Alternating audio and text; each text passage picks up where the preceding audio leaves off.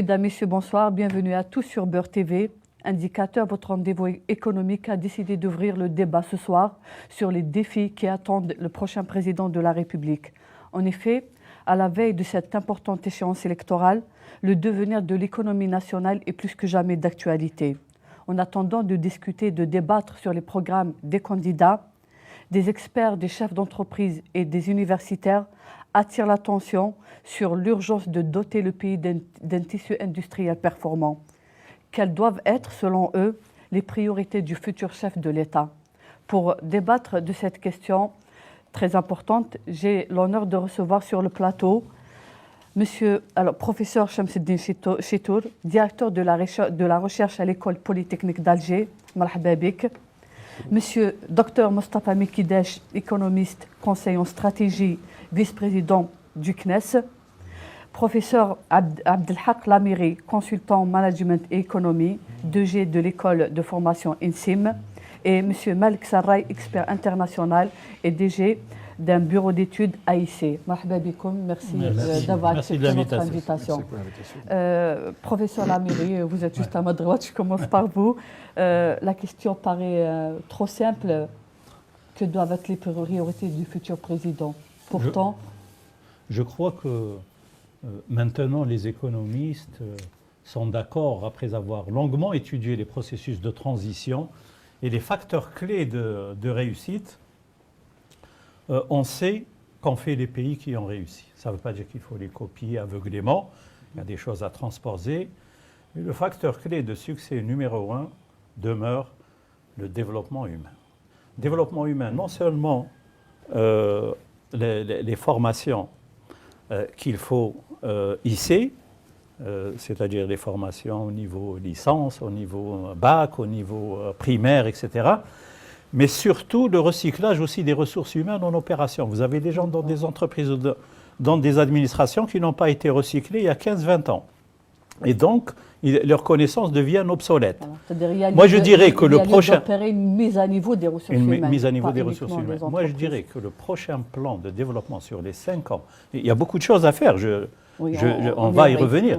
Mais s'il ne consacre pas au moins 100 à 150 milliards de dollars pour les recyclages des personnes en opération et pour la mise à niveau de toutes les institutions de formation, j'ai bien peur pour mon pays, pour l'avenir. Donc ça, c'est un élément. Le deuxième élément... Vous avez bien développé tout ça dans votre dernier ouvrage d'ailleurs. Oui, le dernier ouvrage qui a eu beaucoup de succès d'ailleurs. Et je développe exactement les thèmes que vous nous demandez de développer. Le second élément, c'est la modernisation managériale. La modernisation managériale des institutions, que ce soit administratives ou des entreprises. Sans ça également, nous allons injecter beaucoup d'argent sans avoir un effet retour, sans avoir un multiplicateur adéquat. Donc, je vous donnerai simplement un petit exemple pour passer la parole à mes collègues et puis revenir après en détail sur d'autres éléments. Il y a 40 ans de cela, l'Inde avait fait des plans de relance. L'Inde est un pays qui a les plus mauvaises infrastructures au monde. Et jusqu'à maintenant, en 1999, nous avions de bien meilleures infrastructures. Mais l'Inde a pris toutes ses ressources et avec ça, il a choisi de monter les meilleures universités, les meilleurs centres de formation professionnelle dans certains domaines, l'informatique, l'ingénierie, la comptabilité, et puis les centres de formation professionnelle, les recyclages. Et ça a été ça la priorité. Maintenant, c'est une puissance qui se développe, c'est un pays émergent. Et après, il a commencé à améliorer ses infrastructures par la suite avec les retombées des centaines de milliards de dollars d'exportation qu'il fait sur ces industries-là. Je ne dis pas qu'il ne faut pas faire d'infrastructures du tout.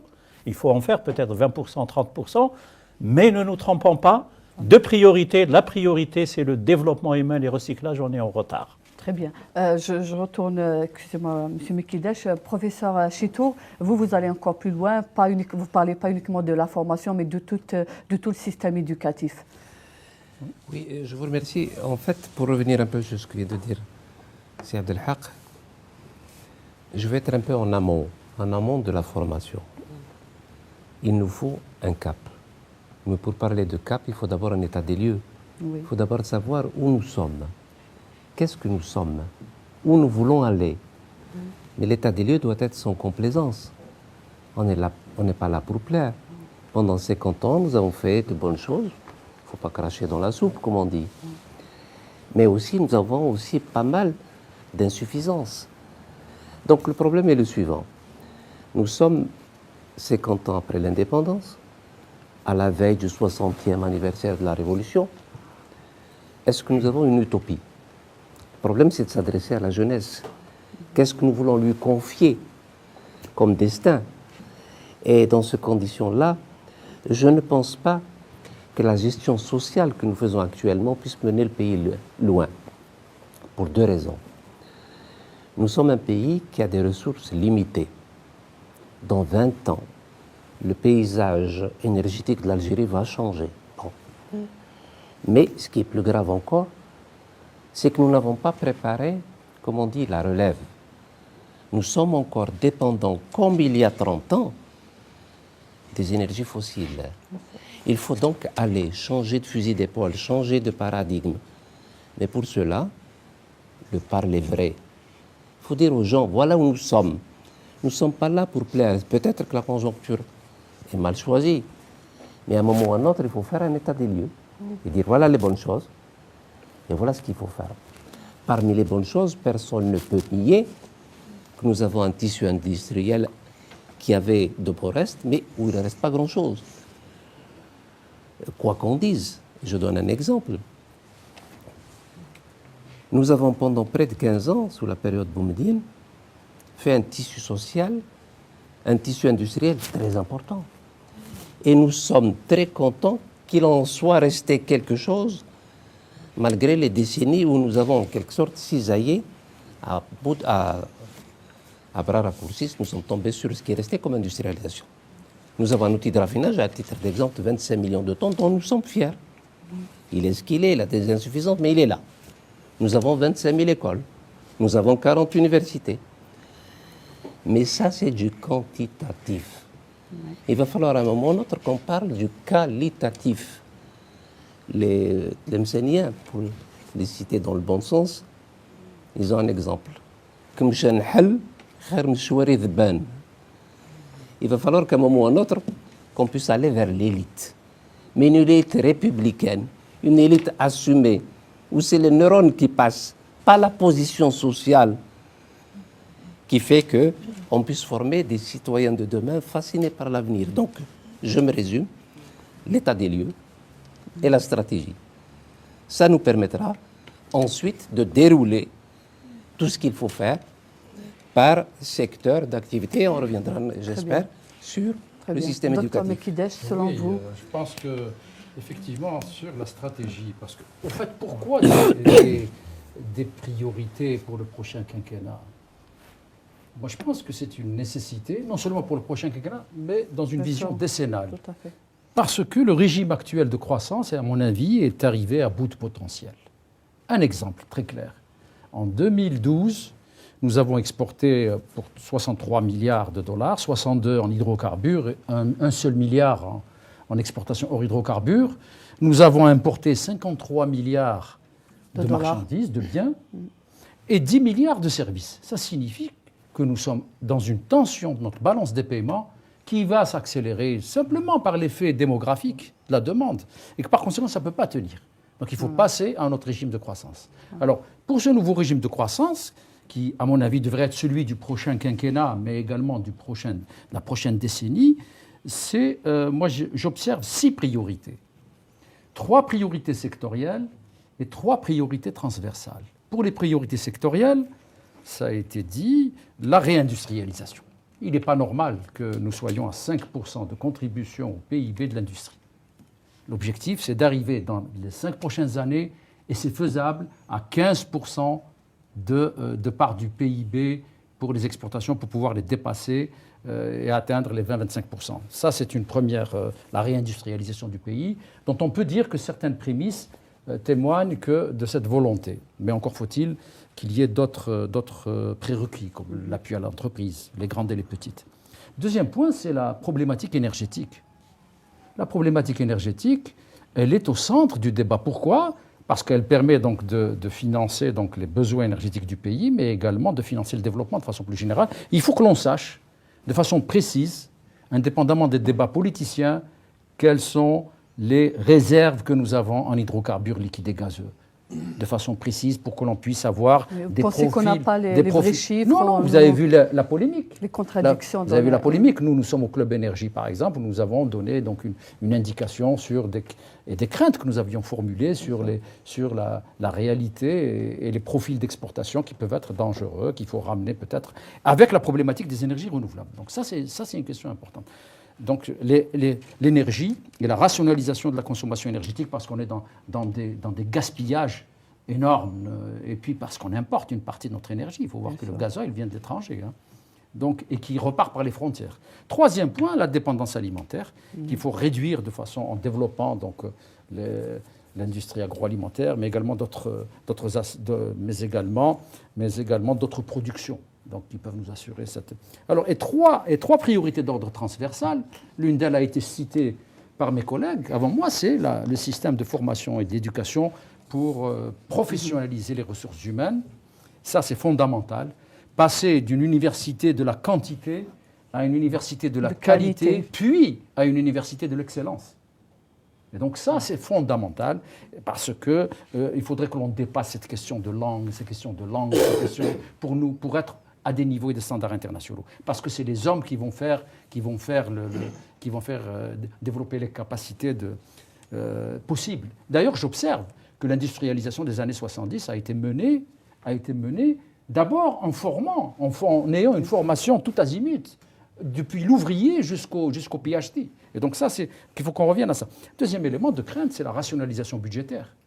Où on va avec cette fuite et cette explosion, si vous voulez, des politiques budgétaires, on arrive à une situation où il va falloir revoir les questions. Et troisième point, enfin, la mise à jour des politiques de l'emploi. Moi, je pense que, quel que soit ce qu'on peut dire, il faut que l'on passe d'une politique de soutien de la demande, comme on fait actuellement, à une politique de soutien de l'offre d'emploi. C'est-à-dire qu'il va falloir soutenir les entrepreneurs qui créent le vrai emploi et non pas le seul emploi administratif. Vous parlez d'incitation fiscale ? Pas uniquement, mais changer complètement de paradigme. C'est-à-dire que pour le moment, lorsqu'on parle de création d'emplois, il ne vous a pas échappé. Donc c'est des politiques budgétaires. Donc c'est l'État qui met de l'argent pour en général des emplois aidés, mais aussi pour l'administration. Et on arrive à 2 millions de fonctionnaires, donc il y a des limites. Donc on peut plus continuer, si vous voulez, à descendre. On arrive à moins de 9,8%, je crois, de taux de chômage. On ne pourra plus descendre beaucoup plus bas si on continue avec une mise à jour des politiques de l'emploi, parce que d'abord, il y a des contraintes budgétaires, et puis ensuite, dans tous les pays du monde qui ont réglé leurs problèmes de chômage, ça passe par une politique de soutien de l'offre qui crée l'emploi, c'est-à-dire du secteur productif. Voilà donc en résumé, les 6 priorités, 3 d'ordre sectoriel, 3 d'ordre transversal. Très bien, on reviendra dans le détail sur chaque point. Monsieur Sarraï, Monsieur Mekidesh a parlé de la nécessité de réindustrialiser le pays. Oui. Il parle de la nécessité d'arriver à 15% du PIB. Comment, selon vous? Est-ce que vous êtes d'accord et comment peut-on D'abord, avec ce qu'ont dit les collègues, il y a un préalable qu'il faudrait quand même en parler. Il y a plus de confiance entre les citoyens, chômeurs ou travailleurs, et l'administration, soit qui les emploie, soit qui les oriente. Donc, une des premières priorités, c'est essayer d'instaurer une meilleure communication de la part des gouvernants à l'endroit de ces gens-là, à l'endroit du peuple algérien, pour instaurer une confiance. Les gens n'ont pas confiance, du tout. Ensuite, les gens n'ont aucune notion de la valeur du travail lui-même. Les gens n'ont aucune notion d'un salaire équitable, équilibré. C'est pour ça qu'il y a des distorsions dans le système salarial. M. Mekidesh a raison quand il dit la politique salariale, c'est la fuite en avant. On distribue de l'argent à des gens qui ne travaillent pas, qui ne fournissent pas d'efforts, qui ne fournissent pas... Tout comme on augmente des salaires sans productivité. Absolument. Donc il y a un problème humain très important, nous sommes tous d'accord là-dessus.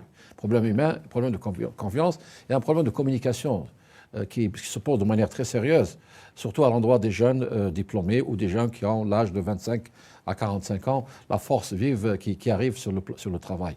Et si on arrive à trouver une formule, comment récupérer tant soit peu graduellement cette confiance à l'endroit de tous ceux qui ont une force de travail, qui ont une intelligentsia, qui ont des idées, qui ont de nouvelles idées surtout, je pense que les choses vont venir. Parce que c'est le côté humain le plus important et nous sommes tous d'accord là-dessus.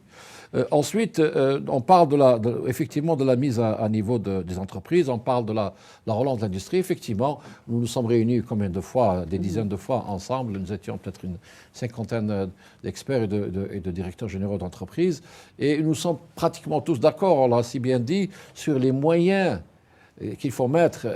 Mais encore une fois, on revient aux moyens humains, on revient à la formation professionnelle, à la formation des métiers de l'industrie. Nous manquons des métiers de l'industrie. Nous manquons sérieusement des métiers de l'industrie. Et puis, bien sûr, il faut nettoyer l'environnement socio-économique de l'industrie. Il y a beaucoup de problèmes.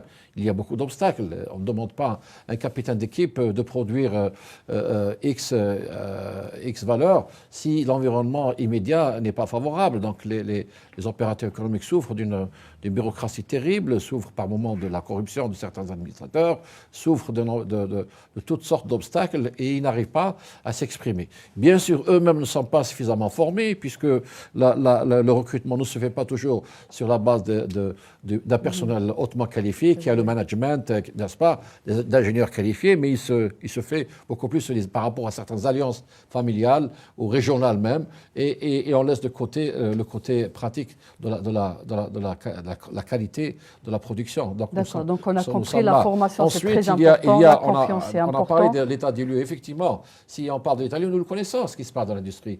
Et l'apport de l'industrie du le PIB de 20% au PIB il y a 20 ans, il est descendu à 4,7% aujourd'hui. Donc nous sommes tous d'accord que c'est une catastrophe. Oui. Maintenant, il y a un autre aspect qui est très urgent aussi, avant de détailler, c'est l'agriculture. Surtout l'agriculture du Sud. Il ne faut pas oublier qu'il y a à peu près entre 1,2 million et 1,4 million hectares de terres arables qui peuvent être valorisées et qui sont complètement abandonnées. Il y a des demandes d'exploitation de terrain qui ne sont pas satisfaites. On se demande pourquoi toutes ces terres de grande valeur qui sont complètement abandonnées sur le haut plateau et le Grand Sud, alors que nous continuons à importer du blé, des céréales, et notre facture alimentaire est très élevée. C'est même un danger. Nous sommes soumis à des pressions du marché international de la part des grands producteurs exportateurs de céréales, de lait, de viande rouge, alors que nous avons des milliers d'hectares qui ne demandent qu'à être travaillés. Nous avons besoin aussi que des jeunes d'ici qui pullulent, qui sont en surnombre dans nos quartiers, dans les villes du Nord, ils ont besoin d'espace vers le Sud. Il faut aller s'exprimer, il faut aller s'installer, il faut aller vers le Grand Sud. Il ne faut pas attendre à ce que les étrangers nous disent « Mais qu'est-ce qui se passe? What's happened to you ?» Les Australiens nous le disent, les Américains nous le disent, tous ces pays-là qui ont une grande expérience dans la mise en valeur des grandes exploitations agricoles nous disent mais qu'est-ce qui se passe dans ce pays-là? Pourquoi vous êtes encombrés dans les 60 km à hauteur de la mer et vous laissez tout un territoire aussi grand que le Sahara algérien avec des milliers d'hectares abandonnés? Si on arrive donc à convaincre les gens d'aller, mais surtout à leur ouvrir, là, comment les convaincre? Il faut les aider. Bon, il y a des textes, il y a des textes, notamment les textes de mars 2013 et qui donnent pas mal d'avantages. On donne 1 million de dinars pour la mise en valeur, on donne 20% sur les engrais, on donne 35% sur le semence, on donne 8 à 18 000 dinars, à 15 000 dinars pour celui qui creuse les puits, une aide de l'État. Mais il y a ce qu'on appelle les actions de structurantes qui tardent à venir, c'est-à-dire l'ouverture des pistes par le gouvernement, l'amener de l'électricité, l'amener de l'eau par moment, le gaz aussi pour certains. Donc le gouvernement est en retard, sérieusement. Ce programme-là de mise en œuvre des opérations structurantes sur ces grandes terres à valoriser par le grand machinisme, comme nous l'avons connu aux États-Unis ou en Australie ou ailleurs, en Nouvelle-Zélande, c'est le retard du gouvernement. Il a sorti les lois. Les lois, elles sont excellentes. Quand on les lit, surtout celles du 16 mars 2013, elles sont excellentes parce qu'il y a toute une série d'avantages qui sont donnés aux agriculteurs potentiels, mais il faut leur ouvrir les chemins pour aller, il faut leur ramener l'électricité, il faut aussi renforcer la sécurité. Quand vous lisez les rapports scientifiques sur la région de Mni'a, dans les années 1870 jusqu'à 1837, où ils disent Mni'a, c'est le futur verger du monde. c'est des spécialistes du monde entier. Quand on sait qu'il y a, en 1937, 37 rois et chefs d'État se sont réunis, se sont rencontrés à Mni'a pour déclarer que cette zone-là sera tôt ou tard le verge du monde. Et Mni'a attend toujours, ces travailleurs attendent toujours, ces ingénieurs agronomes, attendent toujours cet argent de l'État. C'est vrai, il y a une ville en développement, il y a une nouvelle ville qui se crée, il y a des routes qui s'ouvrent, mais il faut accélérer. Donc les chantiers sont immenses. On peut en parler sans les chantiers sont immenses. Dites-moi en fait, qu'est-ce qui ne va pas? Là, vous parlez de... C'est la bureaucratie. On parle de lois intéressantes, les lois sont etc. intéressantes, mais une bureaucratie telle. Voilà. Les gens on parle de prémices pour réindustrialiser le pays. Et c'est encore une fois lié, c'est encore une fois lié à la formation. C'est encore une fois lié à la formation. Quand vous avez des directeurs généraux qui sont montés depuis l'agent de service, des DG, avec sa même tête, il ne peut pas réagir comme quelqu'un qui vient des grandes écoles, comme celle que dirige par exemple mon ami à gauche, et qui a de nouvelles techniques de management pour revoir la situation. Donc il faut accélérer cet aspect-là. Si vous me permettez, il y a aussi, il faut le dire, l'effet d'éviction que représente l'argent facile de l'importation. Oui, on va arriver à cela. Il faut arriver à une situation où la création de richesses motive les entrepreneurs algériens. Et délaisse la partie nationale. Et qui mettent, si vous voulez, au cœur, c'est pour ça qu'il faut mettre au cœur des priorités le soutien à l'entreprise et à la formation des managers. En plus, il faut fermer les robinets de rente, l'argent facile. Moi, je ne comprends pas, si vous voyez le nombre d'importateurs par rapport au nombre d'exportateurs, c'est asymétrique. On a moins d'une dizaine d'exportateurs. À côté, on a des milliers ou des dizaines de milliers d'importateurs, et donc avec donc des importations de tout et n'importe quoi. C'est tout à fait normal, docteur, quand c'est plus facile, d'importer que de produire, ça donne ça. Les politiques d'industrialisation culturelle et de responsabilité sur deux principes.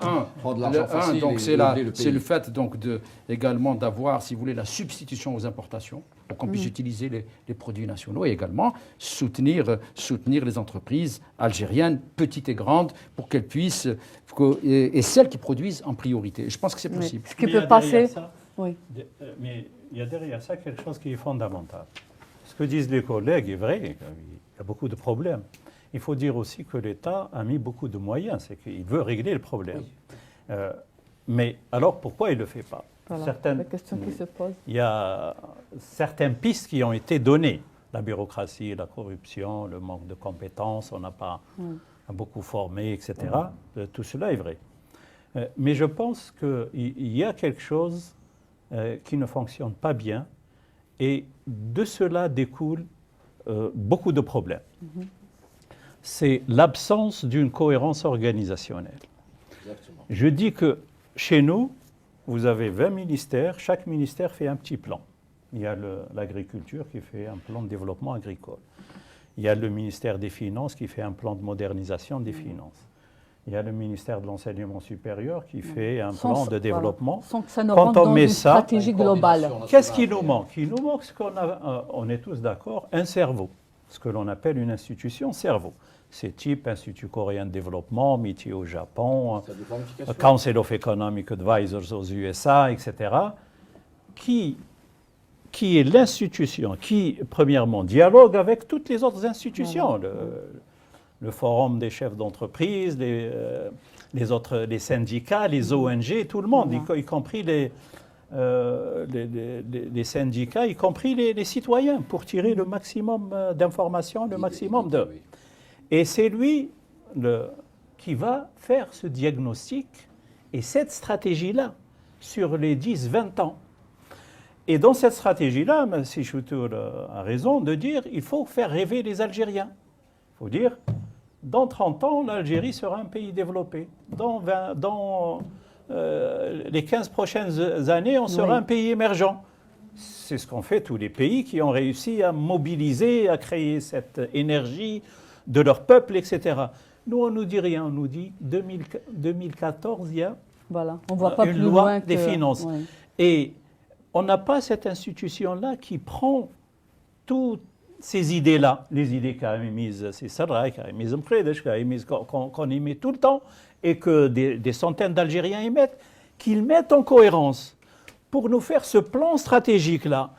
Et là, on aura une cohérence dans les politiques économiques. On va éviter l'importation facile, on va mettre en place un e-government, on va mettre en place une administration moderne qui fonctionne selon les normes scientifiques des administrations modernes. Vous savez que partout dans le monde maintenant, les administrations sont passées, enfin des administrations des pays développés ou des pays émergents, sont passées des administrations bureaucratiques à des administrations expertes. La différence, c'est quoi? La différence, c'est qu'on a pris beaucoup des techniques de management modernes qu'on a injectées dans les administrations. Les administrations sont maintenant décentralisées, elles travaillent avec des objectifs, elles travaillent avec des rémunérations flexibles. Elles commencent à être un peu comme les business et qui travaillent avec des plans, avec des stratégies, avec des orientations, etc.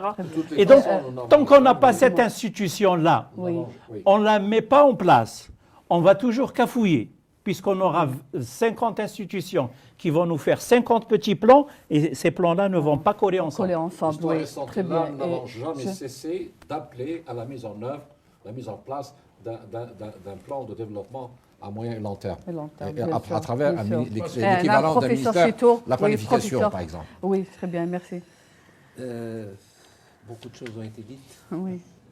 Mais en fait, on aura compris qu'il y a une volonté politique quelque part, qu'on a de l'argent, qu'on veut bien faire, mais bon, ça ne donne rien. Notre malheur, c'est que nous avons de l'argent. C'est cela. Parce que si on n'avait pas d'argent, on se mettrait à réfléchir. Un sou est un sou. Nous avons donné des habitudes de consommation aux Algériens qui ne sont pas le fruit de l'effort, de la sueur, du travail bien fait. Et donc, dans ces conditions, l'Algérien de 2014 pense que tout lui est dû, sans effort. Et donc, nous avons un sérieux problème. Les jeunes actuellement, ils pensent que ceux qui font l'effort, les besogneux, ceux qui travaillent, ce sont ce qu'on appelle ceux qui ont échoué, qui n'ont pas compris qu'il faut jaillir du néant et faire fortune. C'est ce qui se passe actuellement. Les gens jaillissent du néant. Donc il faut réhabiliter l'effort. Il faut réhabiliter le travail bien fait. Comment, professeur? Et attendez, il est nécessaire de faire un état des lieux. Quand vous dites à l'Algérien, écoutez, nous sommes dépendants des hydrocarbures à 99%, mais dans le 1%, il faut aussi dire que ce n'est pas le fruit de l'effort, le 1%. C'est du vin, c'est du phosphate, c'est du fer, c'est des dattes. Vous ne voyez nulle part, ce que disait tout à l'heure la mairie, les Indiens qui exportent pour 20 milliards de dollars de logiciels vis-à-vis des États-Unis. Les Indiens travaillent de nuit parce qu'aux États-Unis, il fait jour. Et donc, dans ces conditions, ce sont des travailleurs à domicile qui sont payés par les Américains. Oui. On n'en est pas là. Donc, l'état des lieux, il faut parler vrai. Si vous parlez vrai aux jeunes, et vous leur dites, écoutez, je vais dans cette direction. Nous sommes tout à fait au bas de l'échelle. Mais il y a une perspective pour nous. Il y a une utopie. On peut y arriver. Mais chacun d'entre nous doit faire l'effort à son niveau. Moi, en tant que dirigeant, je commence par donner l'effort. Et donc, je ne pense pas que les gens ne soient pas d'accord. Au début, peut-être qu'il y aura des perturbations. Mais vous ferez date. Parce que vous avez parlé vrai. Et il n'y a que le parler vrai qui permettra à ce pays de se mettre sur les rails. Je voudrais parler avant tout ce qu'on est en train de dire, nous avons un énorme problème qu'ici, on essaye en quelque sorte de marginaliser. C'est le vivre ensemble. On ne sait pas vivre ensemble. Qu'est-ce qu'une nation? C'est un problème. Qu'est-ce qu'une nation? Est-ce que nous sommes un peuple qui accepte de vivre avec lui-même? Il faut donc une histoire apaisée. Nous avons 3000 ans d'histoire, il faut quelque part... Il faut qu'on se réconcilie avec notre Il y a histoire. des architectes... Tu permets, je termine. C'est très important. Oui. Le vivre ensemble, nous sommes en train de le vivre. Nous pouvons avoir un émiettement des identités si on ne fait rien. Il faut donc que quelque part, on puisse d'abord s'accepter mutuellement. Avec Vous nos savez, différences, avec notre diversité avec notre culturelle. diversité. Je donne souvent un exemple à mes élèves. John Fitzgerald Kennedy, au plus fort du mur du Berlin. Il est parti chez eux, à Berlin. Il leur a dit « Ich bin ein Berliner ». Je suis un Berlinois. C'est-à-dire qu'il accepte. Il est là, il se veut berlinois. C'est un test de solidarité. À titre d'exemple, je le dis officiellement, je suis un Mozabite. Je suis un Chaoui. Mais je suis avant tout un Algérien. Donc il va falloir que quelque part se vivre ensemble, qui doit être un plébiscite de tous les jours. Il faut qu'on s'accepte. Sinon, nous allons subir une somalisation. Il y a des pays qui ont une histoire beaucoup plus profonde que la nôtre. L'Irak, la Syrie. Qu'est-ce qui reste de l'Irak? Plus rien. Qu'est-ce qui reste de la Syrie? Donc il est très important, me semble-t-il, qu'avant toute chose, qu'il y ait un fond rocheux accepté par chacun d'entre nous. Par la suite, naturellement, on reviendra à tout ce qu'on vient de dire. Moi, j'ai une sensibilité différente de l'approche de cette question. L'aspect qui a été développé par Shamsuddin est tout à fait intéressant et j'allais dire il est existentiel. Mais il y a, si vous voulez, un aspect politique. Et vous me permettrez de faire une incursion dans le champ politique, parce qu'on parle du prochain quinquennat, donc c'est-à-dire des prochaines élections. C'est-à-dire que dans la réalité de la société de l'Algérie d'aujourd'hui, il y a des intérêts qui se sont constitués. Il y a des gros lobbies de l'importation. Alors, où sont-ils? Dans quel programme? Est-ce qu'ils vont soutenir ce que nous venons de dire pour aller vers la diversification, développer une industrie, développer une production nationale? Probablement pas. Voilà. Il y a Mais alors on les retrouve. de les ramener. Et ces lobbies, ils sont représentés dans le champ politique. Et j'oserais même dire dans le système de pouvoir qui décide. Alors, donc il ne faudrait pas être naïf et croire que les choses vont se faire de façon... Elles vont se faire autour d'un programme clair, transparent, qui devrait être bâti sur la fermeture progressive des robinets de rente. Qu'elles soient des rentes parce que j'ai 3 logements, j'en revends 2, et puis ensuite, etc., tout un micmac sur ces questions-là. Soit parce que j'ai un terrain, donc dans le foncier, je connais le Wali, un système de clientélisme, où je connais et donc et finalement je le revends à des prix qui sont... Alors tout ça, au fur et à mesure que les robinets de rente seront fermés, la propension des entrepreneurs à produire sera plus grande et que le gain facile sera réduit. Et ça, à mon avis, c'est une question de gouvernance politique, essentiellement. Le deuxième point, c'est qu'on avait pensé, et je le dis, que le marché allait tout régler. La main invisible du marché allait nous produire des grandes entreprises, allait nous produire donc une croissance vertueuse, mais en réalité, il manque ce que notre ami nous a dit tout à l'heure, la mairie, c'est cette ingénierie centrale qui devait veiller à la cohérence. On a liquidé la planification. Ça s'appelle la planification. Mais la planification, pour éviter par exemple que lorsque nous avons travaillé donc, sur le dossier de la stratégie industrielle, on a travaillé uniquement sectoriellement. Alors qu'il touche l'agriculture, il touche l'énergie, il touche... Donc, il n'y a pas eu cette cohérence. Alors, donc, c'est ces deux aspects-là, à mon avis, un problème de gouvernance économique, un problème de gouvernance politique, mais également donc, un jeu d'intérêts sur lesquels il va falloir que ceux qui veulent aller au pouvoir dans notre pays se définissent dans la clarté et la transparence. Mais ce n'est pas, je pense que c'est complémentaire, ce n'est pas contradictoire ce que a dit Shamsuddin. Pas du tout. Lui, il se situe à un niveau qui transcende tout le reste. Absolument. Parce que s'il n'y a pas ça, le reste, il est foutu. Donc, il faut savoir vivre ensemble, construire une culture commune, construire une vision commune. Justement, ça aide. Un destin commun, ça aide. Cette stratégie, ce rêve dont tu parlais, dont je parle, dont on parle tous. Ça aide. Si les Algériens redevenaient fiers et diraient en 2030, nous serons un pays développé, nous serons un dragon d'Afrique, nous serons ceci. Et ça, qu'est-ce qui va nous le dire? C'est cette institution phare-là qui va nous aider à faire ce travail-là. Et donc, il faudrait qu'il y ait une certaine dichotomie entre le politique, qui a le droit de fixer des objectifs, des orientations, etc., mais toute l'instrumentation technique doit être faite par cette institution-là, y compris les éléments culturels. Parce que les éléments culturels, on les intègre dans ce processus de développement. Et alors qu'est-ce qu'il faut faire? Nous avons dit, cette institution vient en premier lieu, le vivre ensemble, la stratégie, le rêve, et puis l'amélioration managériale. Et puis la diversification économique. La diversification économique, on a parlé de problèmes de chômage de jeunes, etc. Tout à fait d'accord avec Mqidech, il faut éliminer les histoires de rente. Sinon, les gens vont investir dans la rente et pas dans l'industrie productive. Dans l'industrie productive, quel est le problème?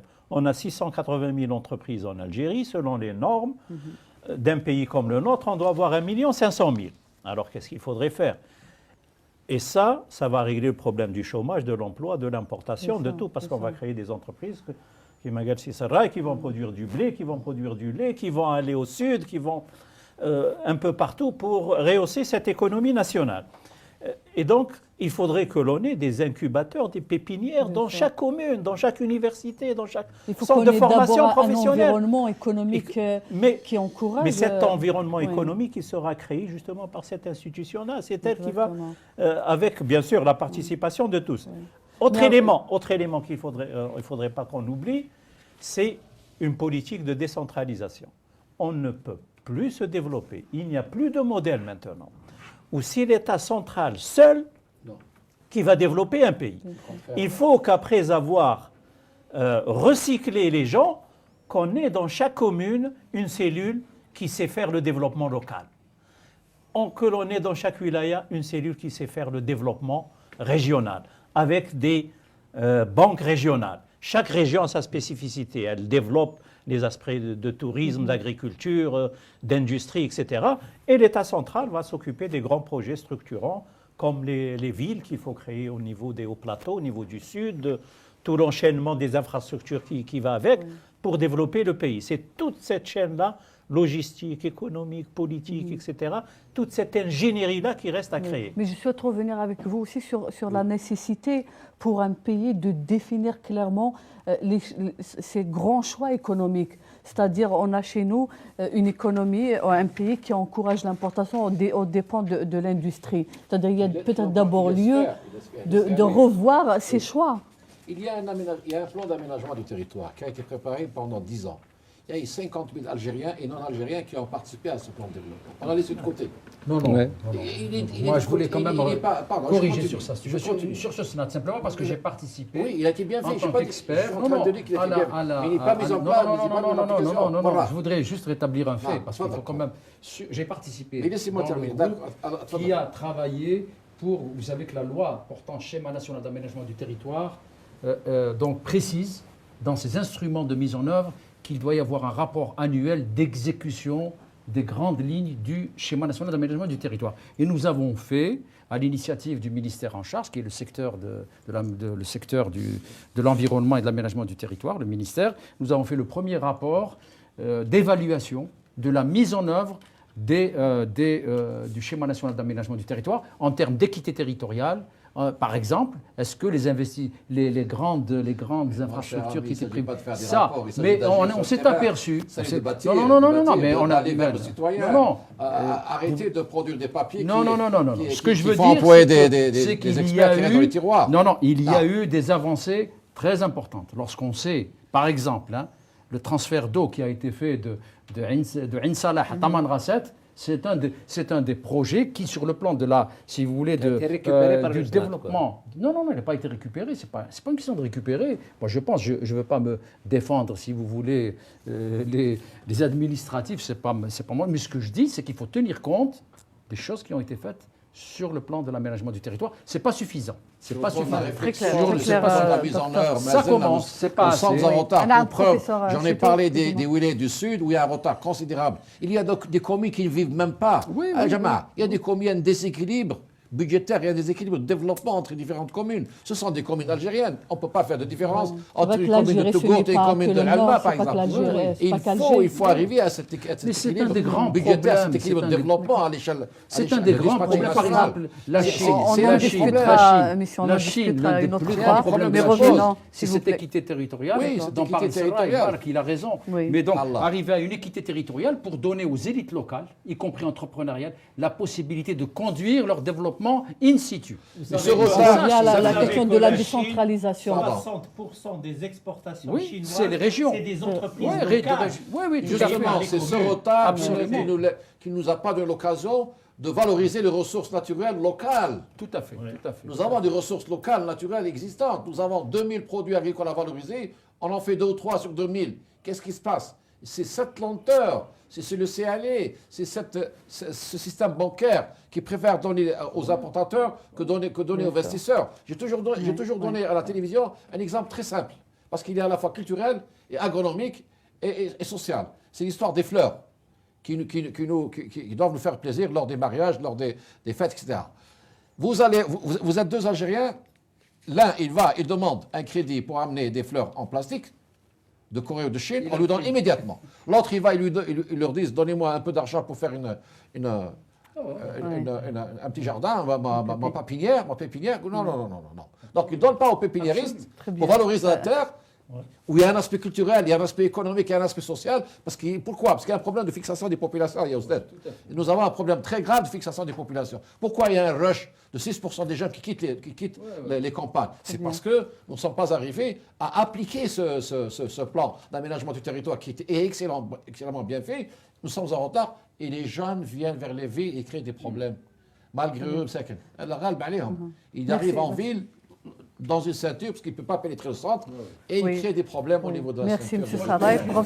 Professeur d'abord, M. Chito. Pour dire que, effectivement, moi je partage tout à fait la démarche de Silamiri et donc de Mbarak sur le fait que le développement, ce n'est pas uniquement les grands projets centralisés, c'est aussi le développement local. Et c'est probablement la conjonction de ces 2 mouvements qui va conduire à une croissance vertueuse hors hydrocarbures. Et ça, c'est fondamental. Je pense que l'expérience de la Chine... Responsabilité politique d'abord. Tout à fait. Professeur Chito, Avant que ce soit morale, et économique et financière. Très bien, merci, M. Sarraï. Alors je remarque, madame, que j'ai un peu de retard dans ma... Vous allez en tenir compte, vous allez me laisser parler. Oui. Non, en fait, j'adhère à tout ce qui vient d'être dit. Et dans cet ordre-là, depuis 20 ans, je travaille dans le domaine de l'énergie. Je suis scandalisé par la façon dont on travaille dans le domaine de l'énergie. Nous avons épuisé ce pays. C'est-à-dire en termes de forage, les gisements sont fatigués. Bien. C'est un pompage frénétique. Et ce pompage frénétique fait qu'il est admis que les réserves de l'Algérie sont sur le déclin. Je ne parle pas de l'utopie du gaz de schiste, c'est un autre fichier, on l'ouvrira si vous voulez après. Et donc, à partir de ce moment-là, ce qui nous reste, nous avons des générations qui vont venir, ce qu'on appelle chez nous le développement durable. C'est une utopie. Le développement durable est une utopie. C'est-à-dire, vous dites aux Algériens, écoutez, ce qui reste, c'est pour vous. On ne va pas y toucher. Nous allons retirer du sous-sol que ce dont nous avons besoin strictement pour notre développement. Je ne retire pas pour mettre dans des banques américaines, pour avoir un bas de laine de 200 milliards qui s'effrite. Petite parenthèse, le prix du pétrole actuel est environ 1,5 fois plus faible que celui de 1980. En clair, en France par exemple, en 1980, vous pouviez faire un plein d'essence, il vous fallait 14 heures de travail. Actuellement, il faut 8 heures. Le même plein d'essence. Donc, d'une certaine façon, le prix du pétrole a chuté. Je donne un exemple. Vous prenez en 1960, avec 10 sacs de cacao, vous pouvez acheter un 4x4. Maintenant, il vous faut 100 sacs de cacao. En clair, les matières premières ont été en quelque sorte tirées vers le bas, mais par contre, les produits finis, ce dont nous sommes dépendants, ont été multipliés par 10. Bref, c'est un marché de dupes.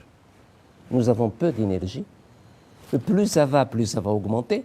Donc il faut les laisser. Un baril à $100 maintenant, dans 3 ans, dans 10 ans, il sera $200.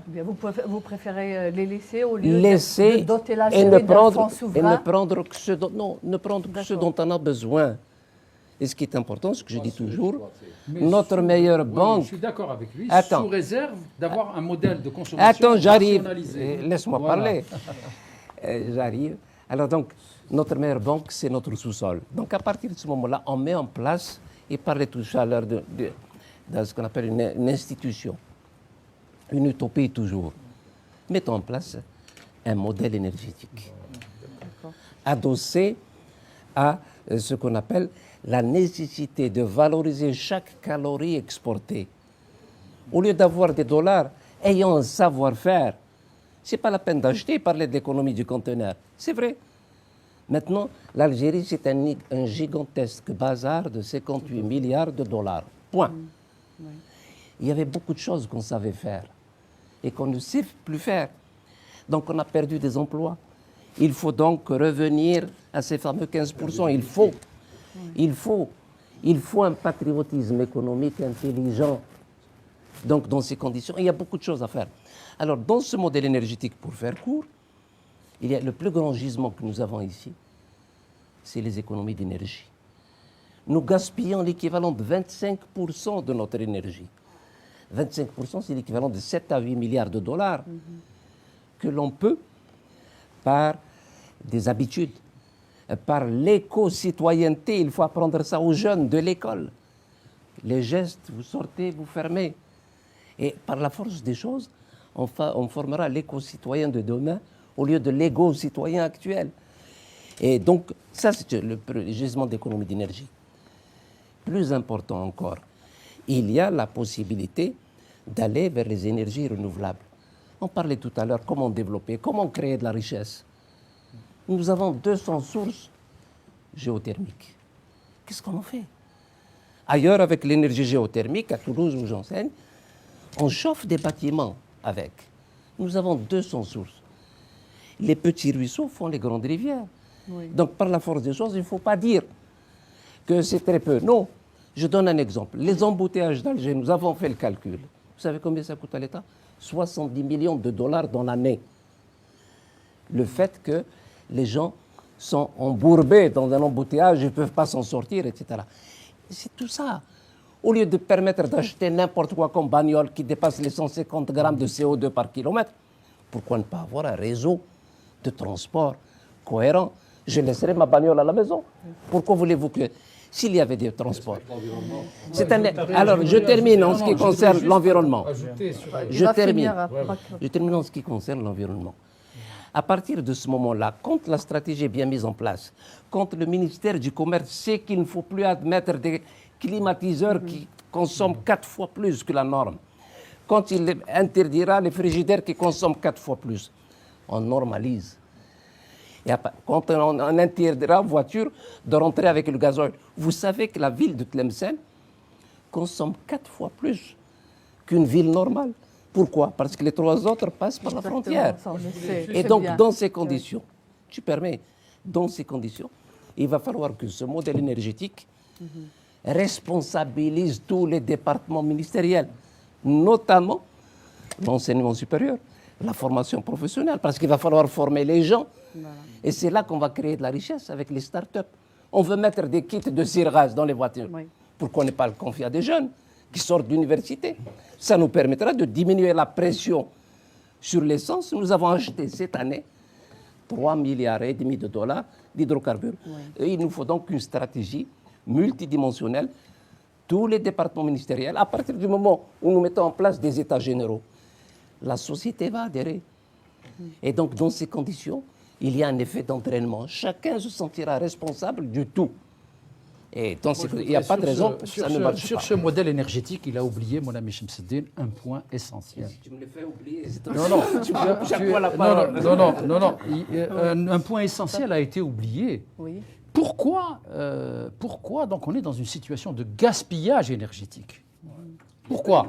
Les prix, voilà. Donc, c'est les tarifs. Or, quand vous abordez... Je vais vous donner un exemple. Quand un Algérien achète 8 litres de gasoil ou d'essence, quand il va, il met 8 litres. Le citoyen de tous les autres pays du monde, sauf les cas particuliers, Venezuela, l'Arabie Saoudite, ne peuvent avoir qu'un litre. Lorsque l'Algérien achète 10 pains chez son boulanger, les citoyens des autres pays du monde, un pain Vous vous rendez compte donc du gaspillage? Ça signifie que tant qu'on n'aura pas touché aux politiques souhaitez en fait tarifaires, la vérité les des gens prix, ils vont laisser leur, vous revendiquez ils vont une vérité laisser des non prix, seulement la monsieur lampe Mekidash. allumée, 2 dinars le kilomètre. ils vont laisser les climatiseurs dans des petits appartements de moins de 100 mètres carrés. Vous trouvez 6 climatiseurs. Ce qu'on Et donc appelle- on se retrouve. Alors, ce qu'on donc, appelle revenir à la vérité des prix, monsieur non, Mekidash. c'est-à-dire cibler les citoyens qui ont besoin d'un soutien. D'accord, Mais d'accord. ceux qui ont des Revoir 4x4, la politique ceux qui ont des des 4x4, il subventions, faut en qu'ils fait. payent au prix normal. Revenir à Or, la quand on politique. pose la question, vous nous parlez du prochain quinquennat. Oui. Aucun candidat, je dis bien aucun, n'est d'accord pour ça. Pourquoi? Parce qu'évidemment, il va perdre des voix, c'est populiste. Alors donc, tous les candidats ne veulent pas aborder ça. Mais quand on dit pour l'instant, mais pendant ce temps-là, vous avez beau mettre 100 000 douaniers à nos frontières ouest, eh bien, le gazoil partira vers les pays voisins, notamment. Vous savez pourquoi? Les Et produits ça, subventionnés. et si je parle de la partiront, farine, etc. voilà. Donc, on est en train, si vous voulez, de subventionner tout le Maghreb et le Mali et tous les pays du... Et donc ça, il faut mettre de l'ordre là-dedans. Bien sûr, Oui, vous savez professeur pourquoi Voilà. il y a l'aspect vérité des prix, c'est ça le fondement. Mais le problème, c'est que le gouvernement ne le fait pas. Durant cette période électorale, mettant une croix là-dessus, personne ne Les parlera. sujets qui fâchent Ouais, du bon. côté. Mais après, ils vont se heurter à un problème technique. Comment savoir connaître les populations, les personnes les plus désireuses et qui ont les besoins, qui ont besoin de soutien. Oui. On n'en a pas. Et ce qui pose le problème, justement, de ce modèle de croissance C'est dont on facile, est à la peut-être, recherche. c'est facile à- C'est pas non, c'est pas facile. C'est pas facile. On voit le revenu Il des faut- il familles, nous manque- Bien- des membres d'une famille. Oui, mais on peut- non. c'est facile comme ça, mais c'est difficile à mettre en pratique. Pourquoi? Parce que nous n'avons pas créé, et là on est en train de dire qu'il faut industrialiser, c'est tout à fait normal, mais il y a des conditions, on n'a pas les industries de la connaissance pour faire ceci et pour réussir ceci. On n'a pas les bases de données qu'il faut, on n'a pas les simulateurs qu'il faut, on n'a pas l'intelligence économique qu'il faut, on n'a pas les sociétés d'exportation, les sociétés de marketing qui savent exporter. Et donc, là, il faut constituer en parallèle avec cette diversification économique. Et la diversification économique peut commencer déjà par l'analyse des importations. Qu'est-ce qu'on est en train d'importer? Qu'est-ce qu'on peut substituer? Déjà, une substitution à l'importation. Une grande partie, c'est la substitution à l'importation. Une autre partie, c'est la création des industries de l'intelligence qui nous manquent. Une autre partie, c'est... Peut-on aller vers cette politique avec l'accord d'association, l'accord de la Ben, GSAL, ça n'est pas interdit de le faire et c'est dans notre... Au contraire, ça peut et être- ça peut nous aider. Absolument, ça peut nous Et aider. Shamsuddin Chitour vers un a bilan raison tarifaire, de proche parler de des autres industries de substitution, etc., qui doivent être dans notre stratégie de diversification. Également, il faut développer l'aval des hydrocarbures. On n'a pas exploité ça. On a des atouts énormes dans les industries internationales. Si on voit par exemple, on fait des analyses de type stratégique, les clients, les fournisseurs, l'intensité de la concurrence, c'est là où on a des atouts stratégiques. Et un autre élément aussi qui pourrait être en faveur de l'Algérie, c'est utiliser ces ressources-là que l'on a pour acheter les entreprises technologiques de haut niveau dont on a besoin. Les Chinois savent très bien faire ça. Ils ont acheté une partie d'IBM, ils ont développé le Novo. Pourquoi n'avons-nous pas profité? Pourquoi ne pas profiter de cette crise mondiale pour acheter des entreprises technologiques? Et on prend de la technologie agricole pour faire les bonnes semences au niveau du sud, au niveau des hauts plateaux, pour développer, pour avoir l'autosuffisance agricole, pour pouvoir exporter. Il nous faut ces éléments, il nous faut une stratégie intelligente pour pouvoir tirer, importer le savoir-faire et pas les biens finaux. Moi, je voudrais juste, Pardon, on va lui laisser la parole. 2 minutes simplement pour dire, il ne vous a pas échappé qu'il y a eu des importations de chauffage qui ont abouti à tuer des citoyens et des familles entières. Parce qu'il n'y a pas, on importe, donc on n'a pas les normes, les standards, on n'a pas d'observatoire des importations, j'interdis simplement. Et sur l'acquisition des actifs technologiques, c'est à mon avis, je ne vois pas pourquoi nous n'avons pas un fonds souverain, ou bien élargir, si vous voulez, le Fonds national d'investissement pour lui demander de pouvoir acheter des actifs technologiques au profit des entreprises privées ou publiques qui en ont besoin dans la pharmacie. On a maintenant un tissu. Et ça, pour le moment, on ne le fait pas. Alors quand on voit la Chine, les efforts qu'ils ont eus, ils sont arrivés non plus maintenant à copier, mais à développer leur propre technologie, c'est parce qu'ils ont acheté dans tous les secteurs des actifs technologiques, surtout qu'en Europe, les prix de ces actifs sont en train de diminuer avec leur crise. Donc c'est une des pistes et on souhaiterait que ça soit dans les programmes de la prochaine prochain De toutes les quinquennat. façons, nous avons ouvert le marché plus qu'il en faut. Nous avons ouvert le marché plus qu'on nous le demande. D'ailleurs, même dans le cadre de notre prochain rendez-vous avec l'Union européenne, nous avons carrément donné le marché algérien sans contrepartie. Et nous sommes en train de perdre. Nous avons perdu presque 8 milliards de dollars en l'espace de 5 ans. Et nous sommes en train de recevoir tous les déchets du monde au lieu d'aller vers... On leur a dit, on l'a répété, allez-y vers une importation utile. Éliminez au moins 20 milliards de dollars d'importation inutiles. Faites des listes, appelez les experts dans la normalisation, le contrôle de la qualité. Nous avons renforcé le laboratoire d'analyse, renforcé le système de contrôle, renforcer le contre-espionnage économique. Il ne faut pas avoir peur de le dire. Il y a des produits qui doivent être interdits, même qu'on les met sur les bateaux à destination d'Algérie. On les arrête dans les ports d'expédition, avant même qu'ils soient sur les bateaux qui est destination d'Algérie. Ce sont des techniques courantes, connues. Nous avons travaillé avec nos collègues au Centre du commerce international de Genève, auquel j'ai eu l'honneur de participer à un certain moment. Nous avons fait un travail colossal pour certains pays qui nous l'ont demandé. Il y a des pays qui ont mis carrément des listes interdites à l'importation. C'est question de souveraineté. On négocie. Nous sommes en train de négocier avec l'OMC. On n'a rien du tout. 1% d'exportation. Est-ce qu'on va avec 1%? On va aller à l'OMC. Mais cache-moi. Donc, il y a un problème de responsabilité politique, il y a un problème de courage politique, il y a un problème de leadership.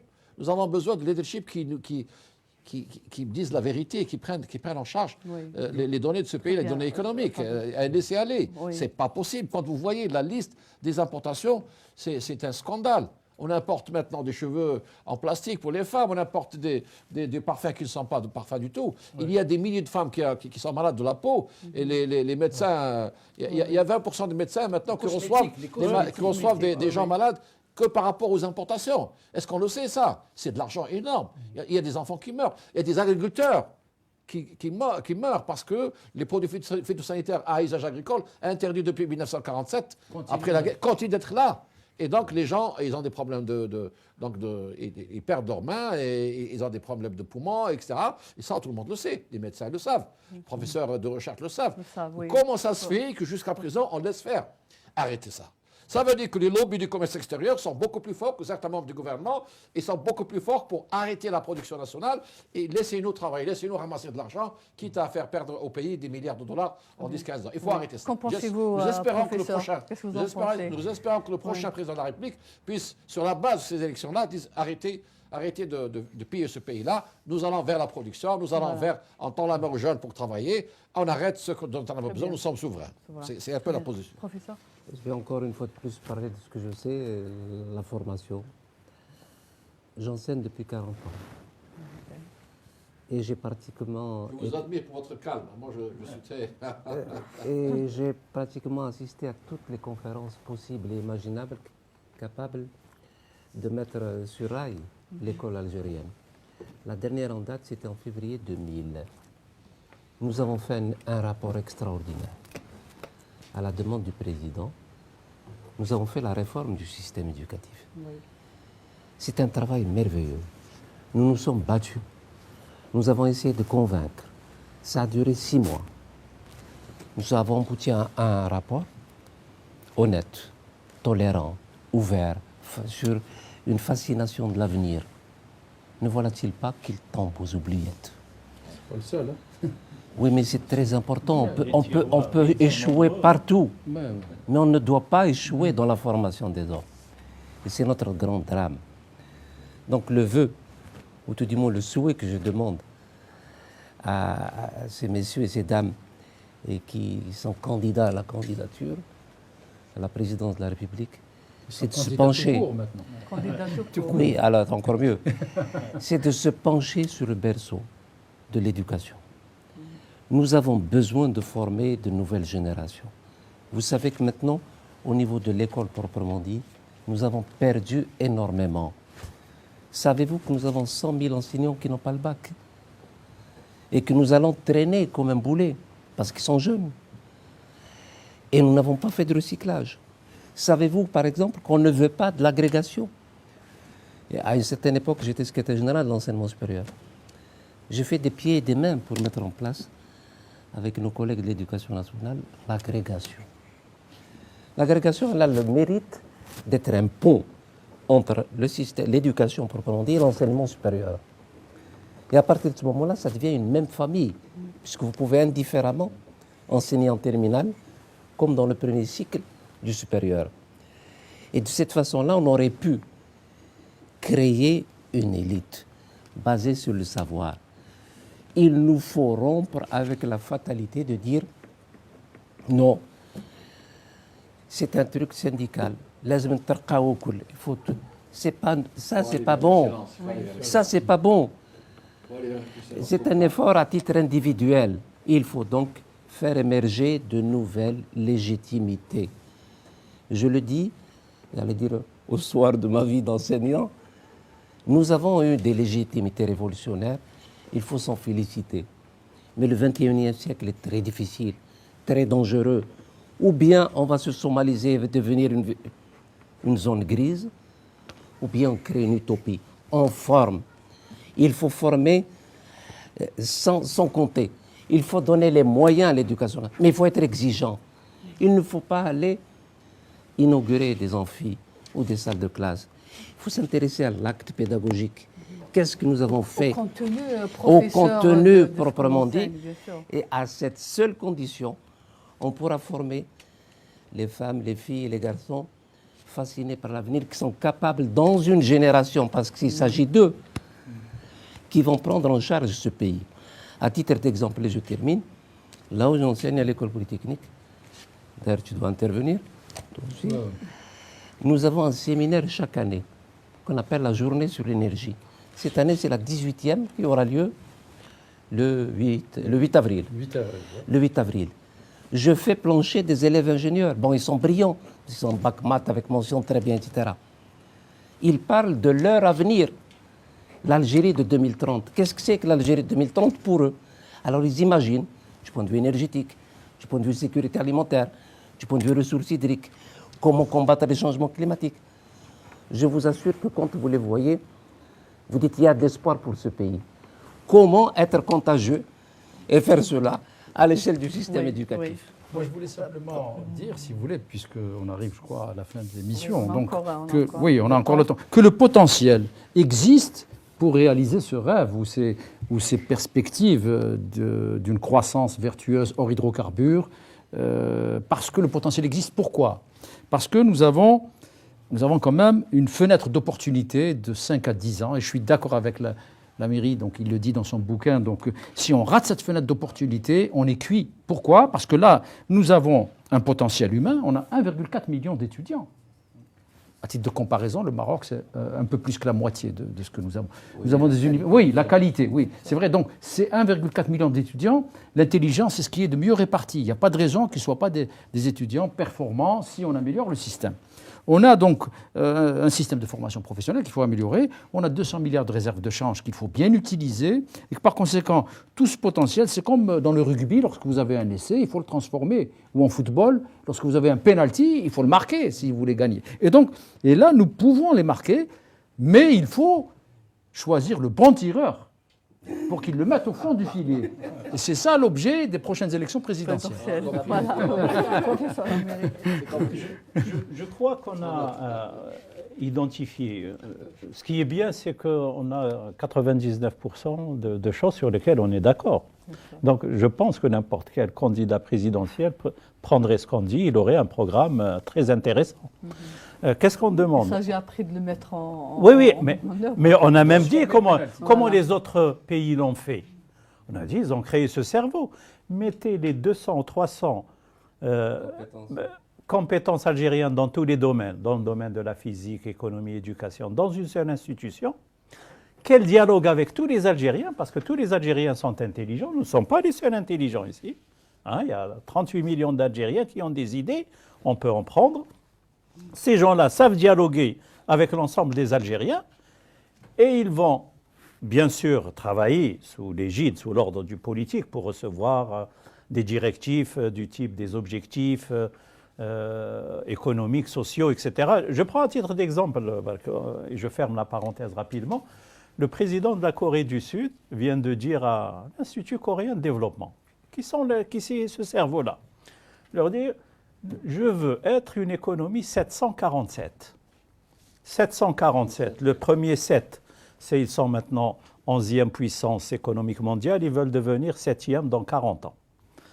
40, nous avons 20 000 $ par tête d'habitant en termes de PIB, nous voulons arriver à 40 000. 7, c'est 7% de croissance par an. Il leur dit, à partir de ce moment-là, faites votre travail. Voilà. Nous voulons une égalité d'opportunités. Et puis, Nous voulons une égalité d'opportunités, nous voulons que les Coréens soient traités de la même manière, qu'il y ait ceci, qu'il n'y ait pas trop d'inégalités entre les différentes régions. Et puis nous sommes les politiques, vous êtes les techniciens, faites-nous ce plan-là. Et ils le concoctent. Donc nous avons besoin d'une institution comme ça. Les experts le répètent depuis 40 ans maintenant, depuis qu'on a éliminé, comme le dit Simridch, le ministère de la Planification. On est sans cerveau. J'ai été même méchant une fois, j'ai dit qu'au lieu d'avoir un...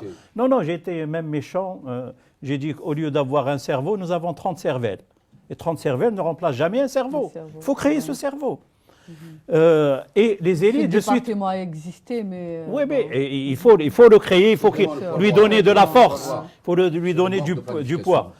Et créer cette élite-là dont parle Sichitou, on n'a pas besoin de démultiplier à l'infini les centres ou les institutions. On a besoin d'inaugurer. Moi, je serais très heureux si un jour on nous disait, tiens, aujourd'hui, tel ministre a inauguré un centre d'évaluation de la qualité de l'éducation pour mesurer la qualité du système éducatif, le niveau dans le pays, dans telle région, dans les écoles, pour les universités, la même chose.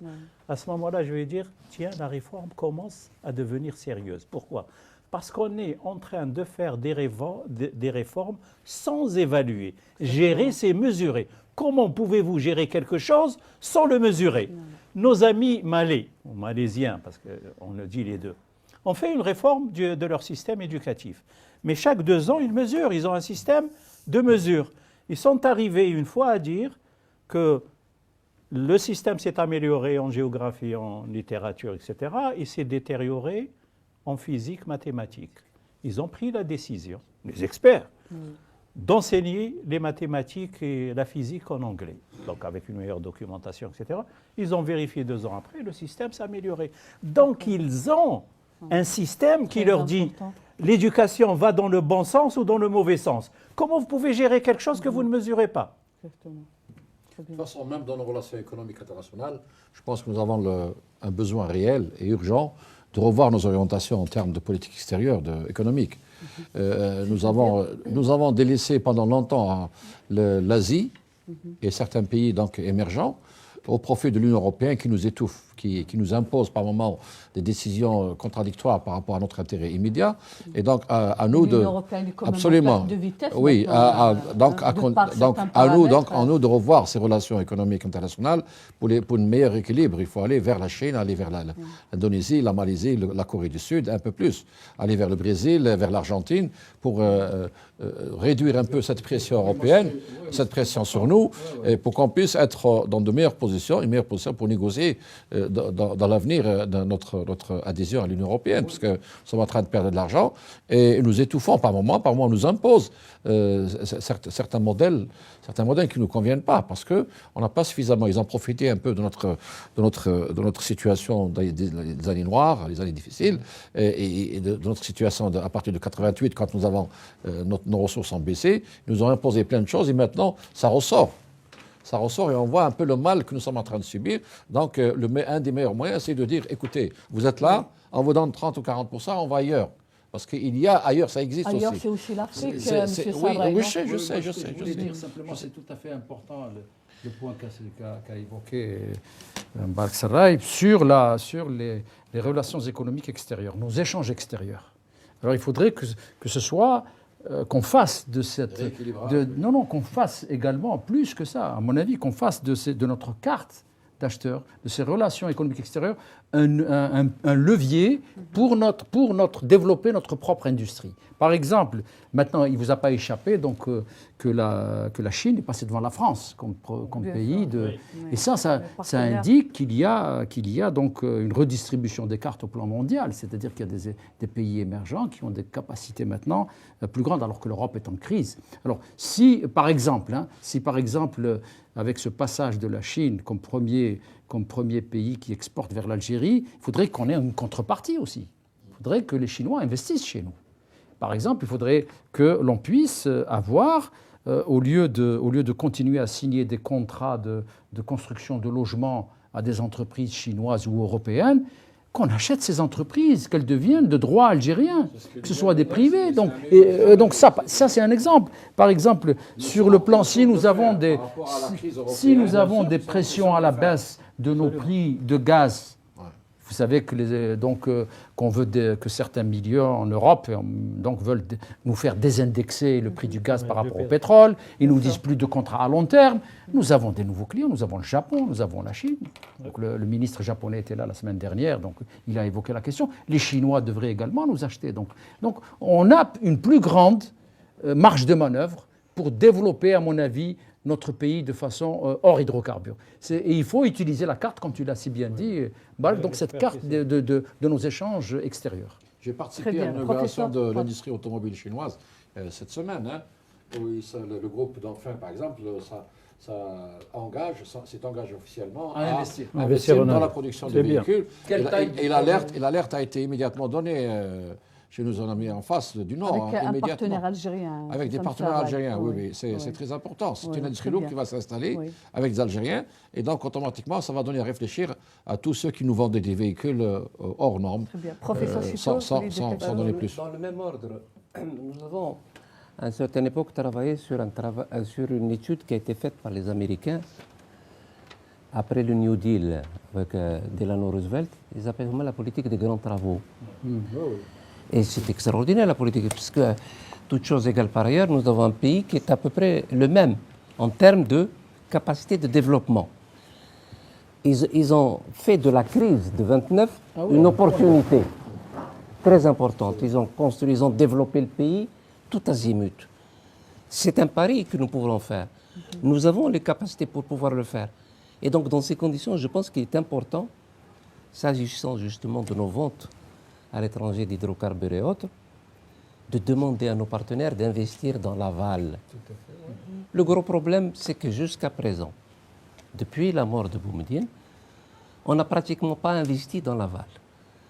Les rares usines que vous voyez qui sont inaugurées ça et là, c'est pour rendre exportable le pétrole ou le gaz. Mais aucune valeur ajoutée dans l'aval. Et là, il y a tout à faire. L'industrie des plastiques. Je donne un exemple. Vous savez, les décharges, c'est des trésors si on sait y faire. Nous importons pour à peu près 2 millions de tonnes de plastique. On ne recycle rien. Dans les pays qui se respectent, ça crée de la richesse. Au lieu de donner par l'enseigne, un bus à quelqu'un, permet-lui de créer une petite entreprise de recyclage de matières plastiques. Très important. Nous jetons dans les égouts 200 000 litres d'huile usagée. Alors que c'est un combustible. Et donc, pourquoi jeter? Pourquoi ne pas recycler? Il y a donc, si vous voulez, des gisements. Mais il faut une vision nouvelle. Il faut couper l'économie du conteneur. C'est une culture nouvelle. C'est une vision nouvelle. Et donc, à partir de ce moment-là, vous mettez tout le monde devant les responsabilités. Le gisement de travail. Il n'y a plus d'importation de n'importe quoi. Le ministère du Commerce, il a une responsabilité inouïe. Donc, l'Algérie est ouverte à tout vent. Parce qu'il n'y a pas de normes, ni dans les climatiseurs, ni dans les chauffages, ni dans les véhicules. Rien. Il faut donc normaliser tout ça. C'est d'excellentes choses que l'on peut faire. Il faut pour cela une volonté. Dire attention, nous allons nous fixer un cap. Nous allons arriver à 80% de dépendance dans 10 ans. Et il y a un travail à faire pour y arriver. Sinon, si on continue comme ça, je vous assure que dans 3-4 ans, les deux courbes vont se couper. Et il est impossible, il sera impossible. Non, vous allez, oui, mais tu vas voir tu vas voir des émeutes parce qu'on a donné des habitudes de consommation. Du jour au lendemain, il n'y a plus rien. Nous allons avoir un nouveau octobre 88. Il faut se préparer. Gouverner, c'est prévoir. Oui, très bien. Merci J'ai beaucoup. un point aussi. Je suis tout à fait d'accord avec mon ami Chitour qu'il faut tirer la sonnette d'alarme et faire plus en termes de diversification, etc. On a émis d'excellentes idées. Il y a juste un autre point que je voudrais développer. C'est un peu cette sinistrose-là qui consiste à dire, et c'est très faux, que les Algériens sont feignants, qu'ils ne travaillent pas, que ce n'est pas des Coréens, qu'on ne peut pas se développer. Il faut combattre ceci par plusieurs moyens. On a le marketing. Pas le cas, professeur. C'est pas le cas. Non, pourquoi ce n'est pas le cas? Parce que vous allez visiter certaines entreprises en Algérie, hein, et vous allez voir comment les Algériens travaillent, vous serez surprise. Voilà. C'est un problème de management. Je ne veux pas citer les entreprises seulement, mais il y a certaines entreprises où vous allez entrer, vous allez trouver une demi-heure avant, ils fixent des objectifs, ils travaillent sur la qualité, ils s'améliorent. À la fin, ils font des cercles de qualité, ils font des recommandations pour leurs propriétaires. Oui, mais des exceptions, ça veut dire que c'est faisable. Il suffit qu'il y ait une seule exception. Ça veut dire que si le système managérial de cette entreprise-là se généralisait à toutes les entreprises, on aurait des entreprises d'excellence mondiale. Et il faut travailler ceci. Et ceci se travaille, c'est-à-dire la confiance en soi. Parce que si on n'a pas cette confiance en soi, eh ben, on va baisser les bras, on va dire on n'est pas des Coréens, ça y est. Mais l'Algérien peut être un Coréen dans les entreprises, dans les administrations, si on le met dans de bonnes conditions, si on le respecte, si on le forme, si on le consulte, si on le fait part, si on l'intègre dans la stratégie managériale de l'entreprise, il va devenir comme les Coréens, comme les Japonais, parce que les Japonais et les Coréens n'ont pas de gènes différents de nous. Ils ont un environnement différent. Si vous articulez l'environnement d'une manière différente, eh ben, ils vont se mettre un travail à s'améliorer. Pourquoi les Algériens, quand ils vont en Canada, ils vont en Italie, avec un recyclage, ils s'intègrent dans les entreprises, ils deviennent parmi les meilleurs? C'est parce qu'ils sont mis dans de bonnes conditions. L'Algérien, il peut être un bosseur, il peut être un innovateur, il peut être à condition d'avoir le management qu'il faut et l'environnement qu'il faut. C'est l'environnement, c'est le problème Les d'environnement. success stories dont parle la mairie sont importantes. Elles doivent être communiquées à tout le monde, qu'on puisse les mettre en évidence. Il faut que le talent soit mis en évidence. Chez nous, toute tête qui dépasse, on a tendance à la couper. Or, il faut les mettre en avant. Je vous donne un exemple d'un succès de l'Algérie que les gens oublient. C'est la question de l'hydraulique. Moi, je suis de ceux qui sera. Moi, je me rappelle, dans les années 80, quand il y avait de l'eau dans un immeuble, donc celui qui ouvrait le robinet le premier, il appelait Aoujelma, c'est-à-dire en français, l'eau est arrivée, remplissez vos jerrycans. Maintenant que ce problème est réglé, avec non seulement des gros transferts, des 70 barrages plus, avec donc 2,2 millions de mètres cubes. On a fait appel à 2,2, absolument, 2,2 voilà, millions de mètres cubes qui est donc d'eau dessalée qui est distribuée dans le nord du pays, plus les gros transferts dans le sud. Ça, c'est un succès que l'Algérie a atteint. Donc je ne vois pas pourquoi dans les autres secteurs, dans l'industrie, dans la pétrochimie ou dans les autres activités, on ne puisse pas également définir des secteurs sur lesquels on peut être compétitif pour exporter. Parce qu'il ne s'agit plus de rester de façon endogène. Parce que maintenant, c'est la globalisation. Il faut acheter les actifs technologiques, se faire des parts du marché à l'extérieur. Et je pense que c'est à la portée des Algériens et de ces entrepreneurs. Oui, moi, je souhaite revenir sur vous. Un peu en arrière, les dernières années, on a dépensé à peu près dans les 700 milliards de dollars pour la mise à niveau de l'infrastructure de base. Est-ce que ça a pour autant... c'est-à-dire, quel bilan peut-on faire de toutes ces sommes dépensées? Non, je pense que pour ma part, les dépenses étaient nécessaires. Le bilan physique, il est là, il est peut-être autour de 96-97% de réalisé. Maintenant, la qualité, c'est autre chose. Pourquoi? Parce que nous étions sous pression et généralement, je pense que les experts dans le domaine peuvent le confirmer. On dit souvent qu'il faut mettre plus de temps d'étude que de temps de réalisation. Nous avons fait le contraire. Nous avons voulu, par moment, faire très vite. Nous avons écourté les délais d'études et automatiquement, nous avons réalisé nous avons commis d'énormes erreurs, parce qu'on a voulu faire très vite. Parce que la plupart des ministères techniques concernés étaient sous pression. Le président de la République avait un programme justement fixé dans les délais, et donc il y avait derrière le bâton, et les gens ont fait trop vite, et on a commis d'énormes erreurs. C'est pour ça que si l'infrastructure réelle, physique, je le dis, elle est réalisée à plus de 15-16%, la qualité, elle laisse à désirer. bien. Le coût, et bien sûr. délais. Et on a omis aussi, on revient toujours au côté humain, parce qu'il n'y a pas une formation suffisante dans les métiers Dans la conduite de ce genre dans les métiers voilà. de l'infrastructure, dans les métiers industriels, etc., pour prendre en charge ces grosses œuvres. Écoutez, quand vous achetez, vous mettez un train, et le train ne démarre pas à l'heure, il n'est pas climatisé, ou il n'y a pas toute la sécurité voulue, donc vous avez investi, effectivement, c'est inscrit, ça a été dépensé, mais vous n'avez pas fait réussir votre développement humain. Oui. Parce que le développement humain, c'est quoi? Globalement, c'est l'amélioration des services au profit du citoyen. On n'a pas réussi encore à améliorer ces services au profit du citoyen, mais la base, elle est là, elle existe quand même. Pas toujours de haute qualité, mais elle existe. Moi, je crois que, bon, il faut faire des infrastructures. On était en retard, et surtout qu'il y avait une période où on avait des problèmes de destruction des infrastructures, etc. Donc il fallait un rattrapage.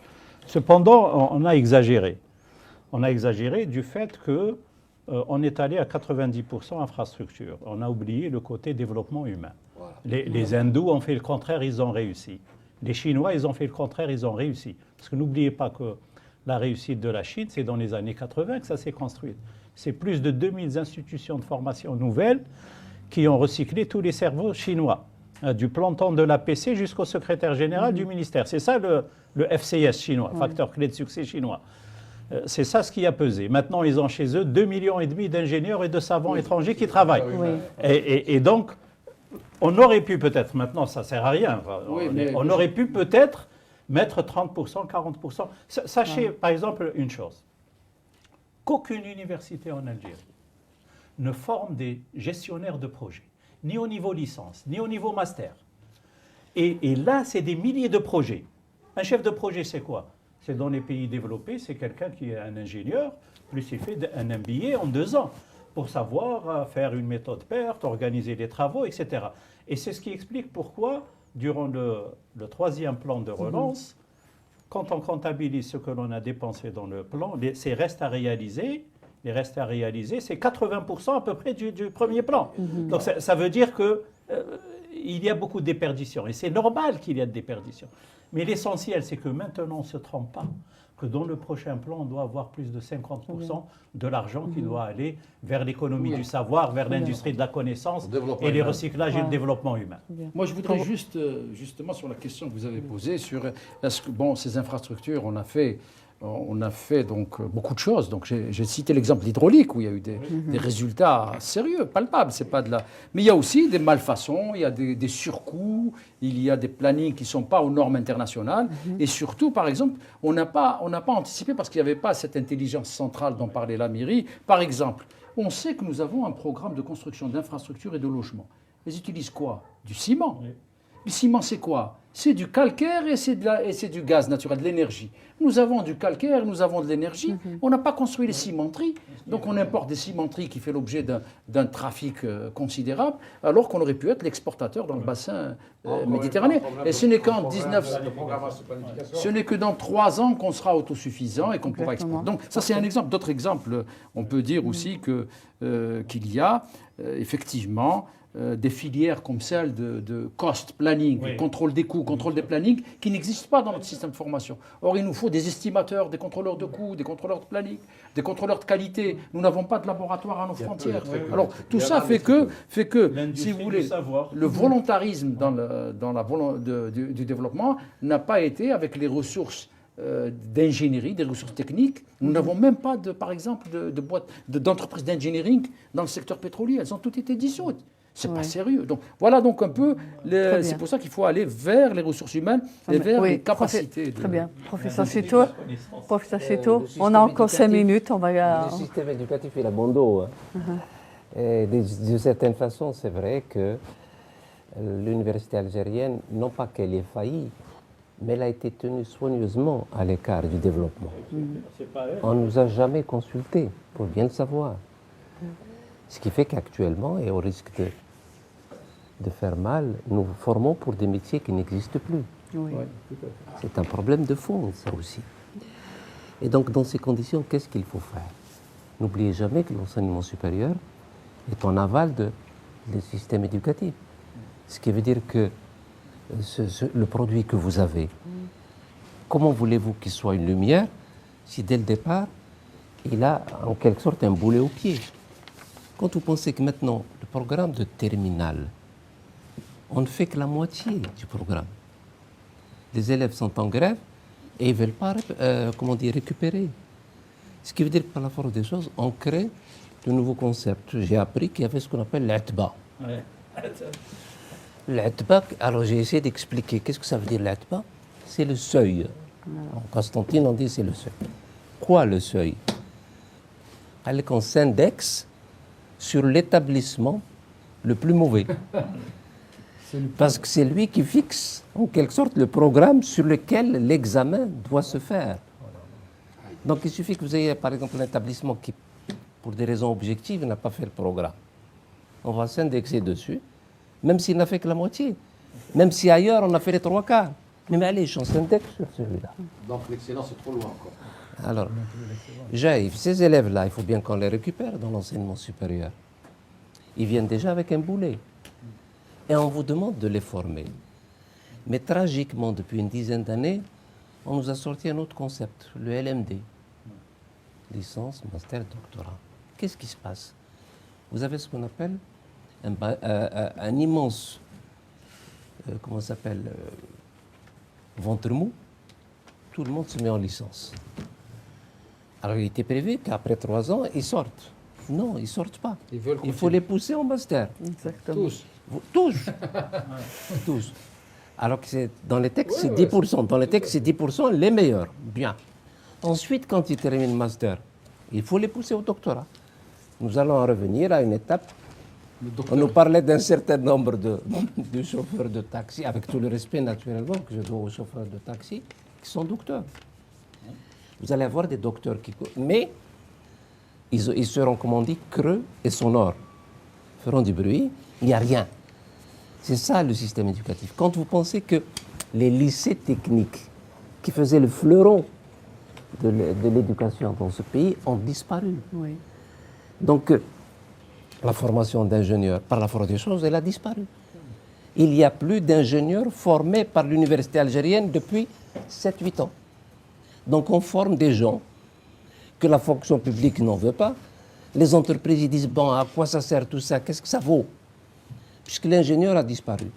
Il reste des oasis, Polytechnique, l'INI, l'EPO, où on forme encore, on essaie de résister pour dire, attention, la formation, même vous copiez un certain nombre de pays au nord de la Méditerranée, mais ils gardent leurs grandes écoles. Oui. Tout à fait, absolument. Oui. Ils donnent un master, mais c'est un diplôme d'ingénieur. Donc il va falloir réhabiliter tout cela pour créer de nouveaux métiers. Mais il faut qu'on associe cette université, qu'elle soit partie prenante du développement. Bien. Et on nous dit, en début d'année, on s'occupe de nous pour ensardiner les gens. Une fois que les gens sont ensardinés, soit dans les restaurants, soit dans les sites universitaires, soit dans les salles de classe, ensuite on les oublie. Mais je termine au risque de me faire mal, on ne peut pas aller loin. Quand le ministère de l'enseignement supérieur a un budget équivalent au ministère des Moudjahidines, c'est un problème de fond. Parce que d'un côté, vous avez la légitimité révolutionnaire, d'autre, vous avez le futur. Vous avez 1 million d'étudiants qui piaffent, qui attendent, qui sont en espérance, qu'il faut prendre en charge. Est-ce que c'est moral? Donnez-nous les moyens de former un truc de qualité et sanctionnons en essayant d'être rigoureux, pas en essayant de faire en sorte qu'il faut avoir la paix sociale. Tant que vous gérez le pays par la paix sociale, ça ne marchera pas. Très bien. Merci beaucoup. Oui, Je peux dire allez, juste, un mot, un dernier pour être mot, très d'accord professeur, un avec dernier mot. Sichitour, un pays ne peut pas plus avancer que ne lui permettent les cerveaux de ses citoyens et que ne lui permette son système, surtout universitaire. Si un pays ne peut jamais se développer avec des cerveaux Très bien, sous-développés. très clair. Un dernier mot, M. Sarai. Faire confiance au développement humain et l'accélérer. Très bien. M. Mekidet, Oui, un moi, dernier je mot pense aussi. qu'effectivement, je pense que nous avons passé en revue les grandes problématiques de D'accord. l'économie algérienne. Et qui vous sont- êtes qui tous ont les été quatre d'accord, identifiées, en fait, et nous sur, sommes et nous convergeons sur les priorités. Je crois que c'est ça Exactement, l'essentiel. l'essentiel, Et ouais. nous espérons donc Très bien. que le prochain candidat marquera le pénalty. Très bien. Professeur, Moi, je souhaite simplement, et au risque de me répéter, le prochain candidat devra s'occuper du vivre ensemble en priorité. très bien. Merci beaucoup. Ça a été vraiment un honneur pour nous de vous recevoir chez Beurre TV. Merci d'avoir partagé toutes ces belles choses, tout ça avec nous. Mesdames et messieurs, merci de nous suivre, de nous avoir suivis. À la semaine prochaine, Inch'Allah. Bislama.